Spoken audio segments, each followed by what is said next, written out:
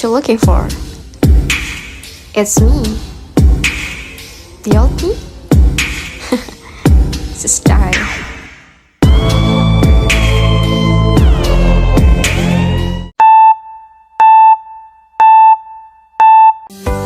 Assalamualaikum warahmatullahi wabarakatuh. Hai teman-teman, perkenalkan nama saya Aida Rabbani. Saya dari NIM 213000003. Saya dari Prodi Bimbingan Konseling Islam. Saya dari Fakultas Dakwah dan Ilmu Komunikasi Universitas Islam Negeri Syekh Ali Hasan Ahmad Ad-Dari Padang Sidempuan. Kali ini kita akan menyaksikan kegiatan konseling kelompok. Sebelum kita menyaksikan kegiatan konseling kelompok, ada baiknya saya akan menjelaskan sedikit apa sih sebenarnya konseling kelompok. Konseling kelompok adalah proses pemberi bantuan kepada anggota kelompok yang memiliki suatu permasalahan yang akan diatasi bersama-sama melalui PK atau pemimpin kelompok. Yang kedua, apa sih sebenarnya tujuan dari konseling kelompok tersebut? Konseling kelompok tersebut bertujuan untuk anggota kelompok dapat memahami tentang individualnya masing-masing, lingkungannya, dan permasalahan-permasalahan yang dihadapinya. Setelah itu, apa sih sebenarnya fungsi dari konseling kelompok? Konseling kelompok ini berfungsi untuk anggota kelompok nantinya akan dapat meminimalisir permasalahan-permasalahan yang dihadapinya dan meminimalisir kecemasan-kecemasan yang dihadapinya. Setelah saya menjelaskan tentang kegiatan konseling kelompok, ada baiknya kita sama-sama menyaksikan praktek konseling kelompok. Selamat menyaksikan. Assalamualaikum semua. Waalaikumsalam warahmatullahi wabarakatuh. Gimana kabarnya hari ini? Alhamdulillah sehat, Bu. Alhamdulillah. Ada kendala tadi datang ke ruangan ini? Sejauh ini nggak ada. Gak ada, Bu. Lancar-lancar aja, Bu. Karena tadi dikasih tahu resepsionis di bawah. Ya, baik. Karena ini udah sore, selamat sore semua. Semoga proses konseling kita kali ini berjalan dengan lancar dan teman-teman sekalian juga semangat menjalankannya.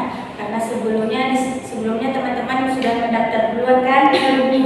Karena saya sudah lihat profilnya teman-teman, jadi saya gabungkan di sini semua. Jadi sebelum itu saya akan memperkenalkan diri. Nama saya Aida Rabbani, bisa dipanggil Aida, Bu Aida, Kak Aida, senyaman teman-teman sekalian aja. Jadi di sini saya sebagai PK atau sebagai konselor di kelompok ini. Jadi sebelumnya udah pernah tahu PK ini apa? Belum. Jadi PK ini adalah singkatan pimpinan kelompok. Saya akan memimpin setiap kegiatan konseling kelompok ini sampai berjalan dengan baik sampai akhir. Selanjutnya teman-teman sekalian, saya ingin menanyakan tentang nama sekaligus hobi untuk kita kenal lebih dekat. Kan saya tadi sudah juga memperkenalkan, mungkin semua sudah tahu. Jadi mungkin dari teman yang di sebelah sana boleh memperkenalkan diri dulu. Baik, terima kasih, Bu. Perkenalkan teman-teman, nama saya Liliana Sari. Saya dari Rantau Prakat. Hobi saya membaca. Lalu universitas nggak usah. Perkenalkan, Bu. Nama saya Aisyah Nurullah. Saya dari Padang Sidempuan. Hobi saya memasak. Ini jago masak berarti? Insya Allah, Bu. Bisa lah. Lanjut kepada saudari. Perkenalkan, Bu. Nama saya Diana dan hobi saya sewing. Ini sepertinya banyak ini. Donatur, Bu. Lanjut ke sebelah di sini. Perkenalkan, Bu. Nama saya Maria Putri. Hobi saya menulis.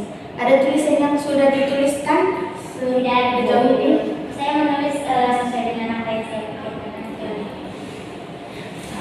Baik, setelah sudah mengetahui nama dan hobinya masing-masing, sepertinya ini memang orang-orang yang di dalam kelompok ini adalah orang-orang yang berbakat dalam bidangnya, ya kan?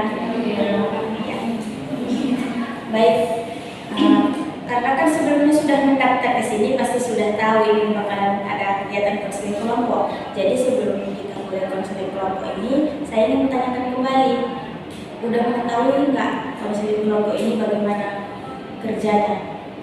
Belum, Bu. Baik, saya akan menjelaskan tentang konseling kelompok ini. Konseling kelompok adalah proses pemberi bantuan yang akan diberikan kepada anggota kelompok yang dimana permasalahannya itu nanti akan satu-satu diungkapkan dan akan dibantu dengan bersama-sama. Namanya sudah kelompok, pasti kita akan bekerjasama dalam kelompok itu. Nah, selanjutnya tujuan dari konseling kelompok tersebut adalah agar kita dapat memahami tentang kepribadian kita sendiri, tentang bagaimana kita kepada lingkungan kita, dan bagaimana kita dapat mengatasi permasalahan-permasalahan yang pernah kita hadapi. Jadi selain tujuan, kita harus juga mengetahui tentang fungsi konseling kelompok tersebut. Konseling kelompok ini berfungsi untuk meminimalisir nantinya apa yang permasalahan itu, kalian bisa menurunkan permasalahan itu agar dari pertamanya buruk jadi berkurang buruknya, jadi baik gitu kan. Setelah saya menjelaskan tentang kegiatan konseling kelompok ini, ada yang ingin ditanyakan? Tidak ada. Jadi sudah paham tentang konseling kelompok? Baik, sebelum kita ke selanjutnya, ada asas-asas yang memang perlu kita ketahui. Jadi yang pertama ada asas kerahasiaan. Kenapa yang pertama asas kerahasiaan? Karena memang kita sebagai seorang individual, kalau kita ingin menceritakan permasalahan kepada orang lain, kita pasti ragu akan kerahasiaannya. Jadi asas kerahasiaan ini bertujuan untuk setiap permasalahan yang diungkapkan di sini dijamin rahasianya. Cuma saya dan teman-teman yang mengetahuinya, dan kita semua berjanji tidak akan mengungkapkan masalah ini kepada orang lain. Nah, selanjutnya ada asas keterbukaan. Teman-teman semuanya sudah tahu kita akan melaksanakan konseling kelompok ini. Jadi setiap permasalahan yang mau diungkapkan tidak ada yang ditutup-tutupi, semua terbuka, agar saya juga bisa terbuka kepada anggota kelompok kita, agar teman-teman juga terbuka untuk memberikan saran kepada teman yang akan kita lakukan nanti eksekusi permasalahannya, gitu kan. Nah, selanjutnya ada asas kesukarelaan. Asas kesukarelaan ini adalah kegiatan konseling ini, anggota di dalam konseling kelompok ini sukarela datang ke ruangan ini tanpa ada paksaan orang lain. Jadi saya tanyakan kepada teman-teman sekalian, apakah ada paksaan atau ada suruhan orang lain? Bagaimana? Sukarela. Jadi semuanya sukarela. Oke, selanjutnya ada asas kenormatifan. Nah, asas ini juga penting karena kita berbagai macam-macam budaya, berbagai macam-macam anutan. Jadi asas kenormatifan ini kita sama-sama menghormati satu sama lain, budaya-budaya kita dan perilaku kita kan. Selanjutnya, baik setelah asas-asas sudah saya jelaskan dan bagaimana nanti kegiatan ini berjalan, ada kontrak yang memang kita harus sepakati. Jadi yang ingin saya tanyakan kepada teman-teman, yang pertama itu tentang durasi. Kira-kira ada yang ingin memberikan saran durasi di dalam konseling ini? Ada yang lain? 30 menit. 20 menit, Bu. Ada saudara Eki 30 menit. Jadi saya tanyakan ini yang paling dominan ini kemana? 20 menit, 35 menit, atau 30 menit? Sepakati. 30 menit, Bu. Tidak ada 30. Baik, konseling kelompok kita akan berjalan durasinya 30 menit dari sekarang. Selanjutnya kita akan menyepakati tentang pertemuan. Mau berapa kali sekali pertemuan? Sekali seminggu. Ya. Satu kali dalam seminggu. Sudah setuju semuanya? Baik. Setelah itu hari apa yang kita sepakati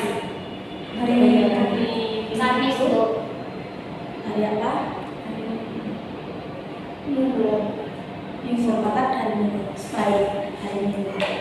Baik, kontrak kita kali ini durasi konseling kita ini adalah 30 menit. Kita lakukan pada hari Minggu di satu kali dalam seminggu pertemuannya. Kira-kira di jam berapa teman-teman sekalian? Setelah jam 2, jam 1 atau 2? Jam 2 sepakat. Ya, soalnya ini siang udah agak mengantuk kita kan. Sepakat? Setengah 2. Jam 2. Baik. Jadi kita akan melakukan konseling ini di jam 2 siang. Baik. Ini karena harinya udah mau maghrib dan sore, saya akan melakukan pemanasan dulu agar kita semua bisa terbiasa untuk ke tahap selanjutnya kan. Jadi teman-teman sekalian bersedia nih untuk melakukan pemanasan dulu sebelum ke tahap selanjutnya. Sampai mana? Oh, pemanasannya saya cuma bilangkan warna, kita nanti tepuk bersama. Jadi kita mengingat dan tepuk. Nggak perlu diri kan? Nggak perlu di bangku kita aja. Peregangan otot. Peregangan otot. Bisa dibilang seperti itu. Bisa? Bisa. Jadi karena ada jilbab hitam, kalau saya bilang hitam, tepuknya 3 kali. Kalau saya bilang jilbab merah, tepuknya sekali. Kalau saya bilang jilbab abu-abu, tepuknya enggak tepuk. Oke, mana tadi? Kalau hitam 3 kali, 2 kali. Sekali. Oke, siap? Siap. Jilbab hitam, jilbab merah, jilbab hitam, jilbab merah, jilbab abu-abu, jilbab hitam, jilbab merah. Ada yang nggak fokus ini sepertinya saudari kita ini kan. Sekali lagi ya sebelum karena agar fokus semua. Jilbab abu-abu, jilbab hitam, jilbab merah, jilbab abu-abu. Udah mulai fokus. Baik, kita akan ke tahap selanjutnya karena tadi udah menyepakati kontrak-kontrak ini. Ini adalah konseling kelompok terbuka di mana teman-teman sekalian akan menceritakan permasalahannya. Baik, kira-kira dari sebelah ujung sana boleh diceritakan masalahnya apa? Di sini permasalahan saya, Bu, susah mengatur waktu. Iya. Karena memang kalau saya ke kampus, gimana ya, suka terlambat. Padahal di kos lagi santai-santai gitu. Baik, selanjutnya kepada saudara Isya. Baik Bu, sebenarnya bukan saya yang punya masalah, tapi Bu, kan saya punya adik saja. Ibu tahu kan kemarin itu masa pelatihan Dari anak-anak ya. Di situ kan Bu, fase-fase bangkang nakal, kayak merasa dirinya betul gitu. Jadi Bu, dia nakal kali. Jadi setiap saya cerama kali, dia marah-marah ke saya. Jadi Bu, masalah saya sekarang, kayak mana cara menurut Ibu cara ngasih nasihat-nasihat yang baik sama anak gitu? Baik, selanjutnya kepada saudara Mel. Masalah saya itu Bu, saya merasa malas. Padahal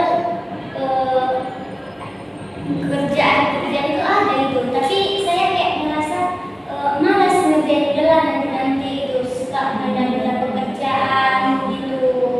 Tapi pas waktu deadline-nya di situ saya baru keteteran dalam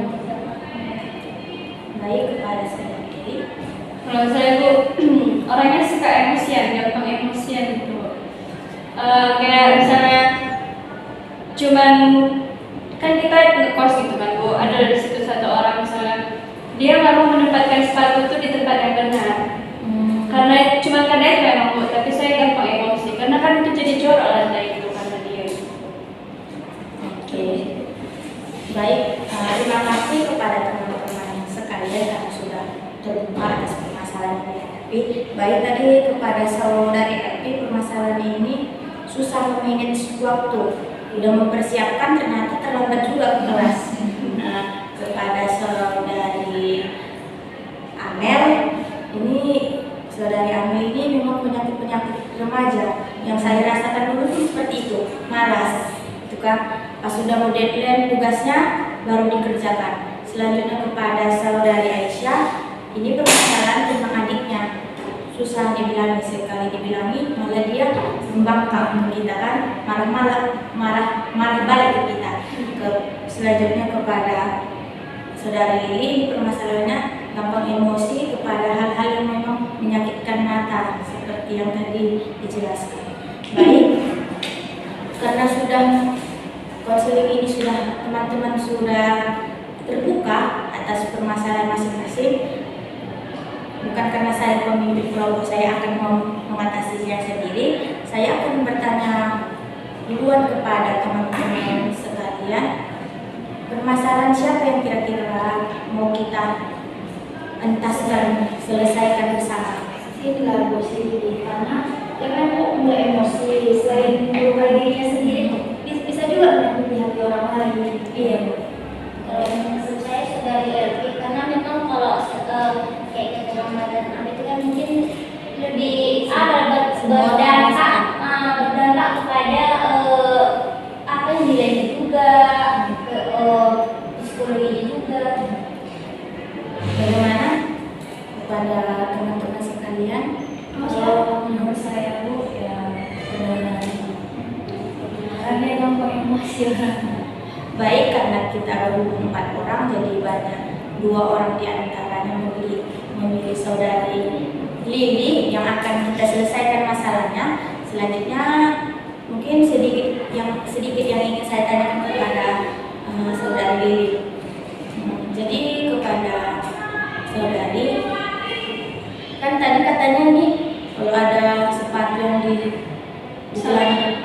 salah tempat emosi gitu kan. Kira-kira sebelumnya ada nggak komunikasi kepada teman atau ada peraturan ditaruh di tempat sepatu gitu agar tidak tercecer-cecer? Sebelumnya Bu, kami udah buat kesepakatan ya Bu. Kalau misalnya di sini tempatnya sepatu, misalnya tempatnya udah ada raknya. Kemudian kalau misalnya nyapu atau membuang sampah, kami sudah mempunyai piketnya sendiri, tapi dia itu tidak mau melaksanakannya gitu. Baik, ada teman-teman yang ingin menanyakan kepada Anda?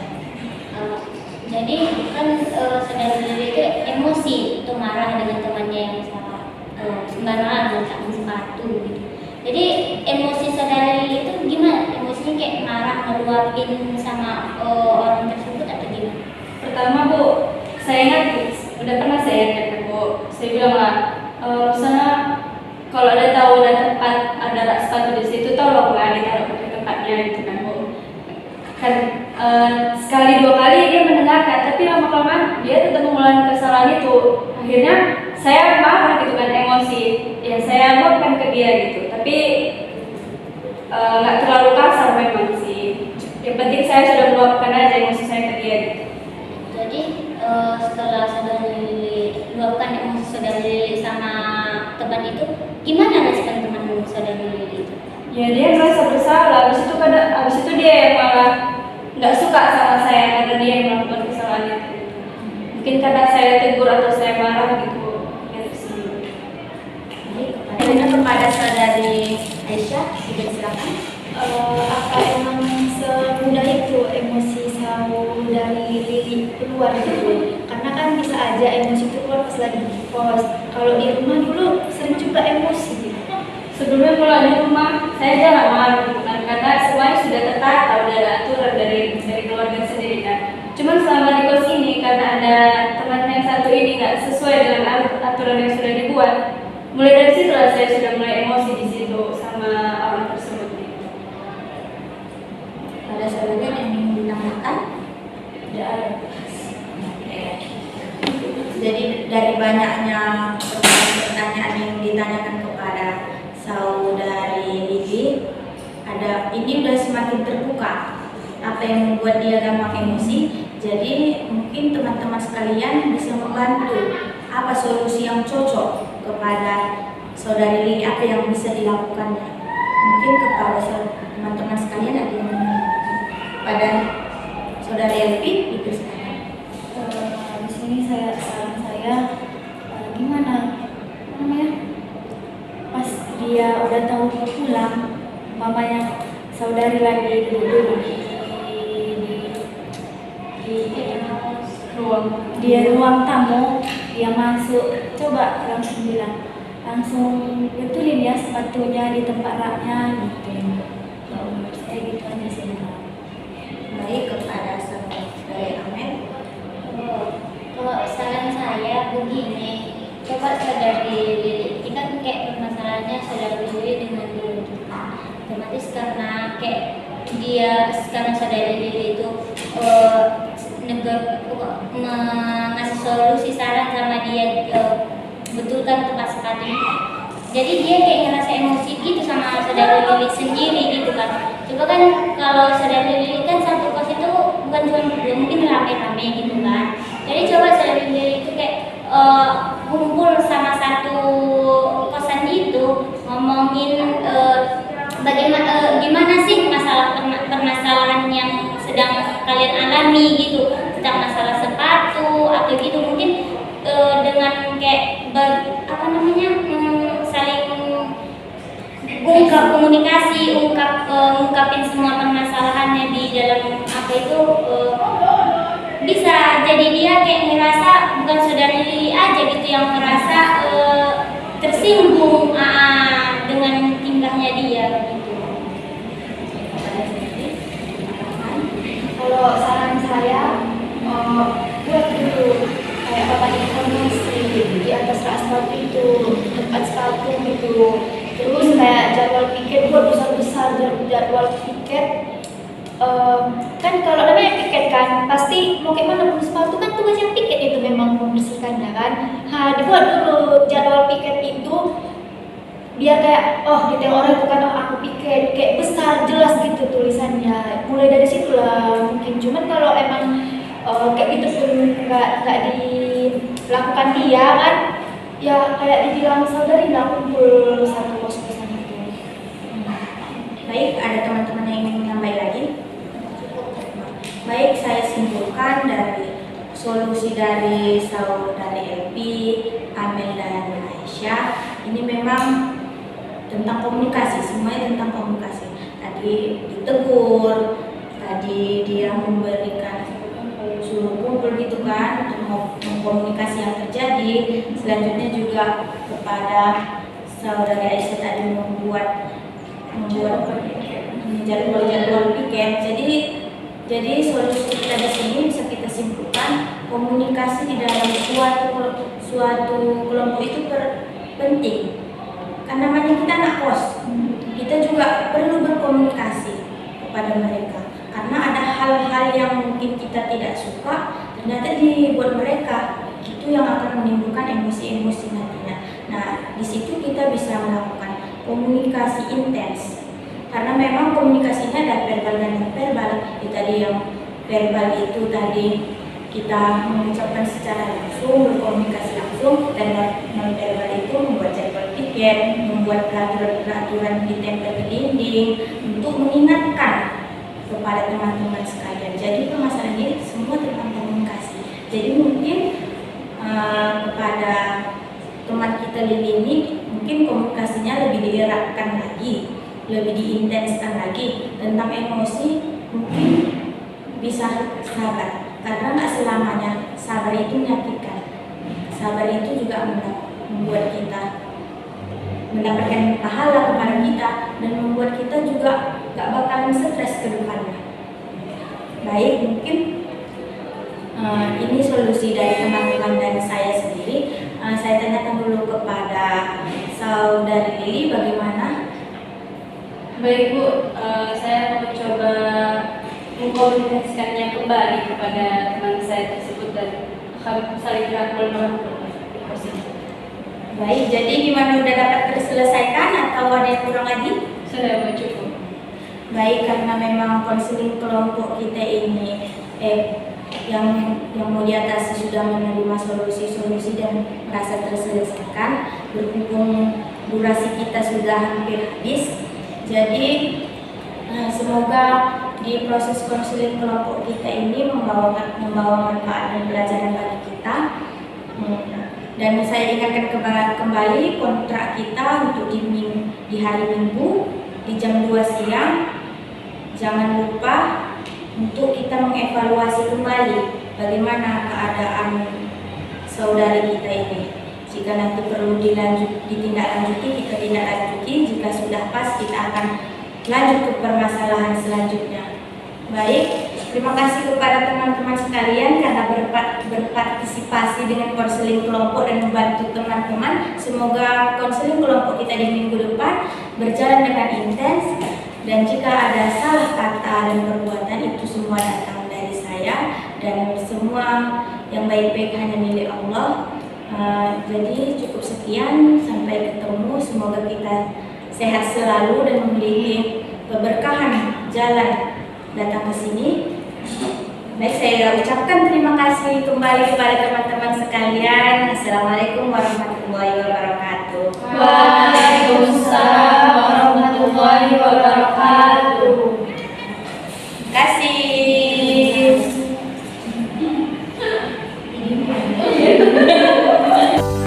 Nah, tadi adalah video dari praktek konseling kelompok. Setelah menyaksikan, mungkin ada sedikit dari pemahaman-pemahaman yang bisa kita dapat. Mungkin ada kesalahan atau kekurangan, mohon dimaafkan, dan like and comment jika ada yang ingin diperbaiki. Baik, mungkin cukup sekian dari saya, dan mungkin itulah praktek konseling kelompok yang telah saya praktekkan. Jika ada kesalahan, saya mohon maaf. Wassalamualaikum warahmatullahi wabarakatuh.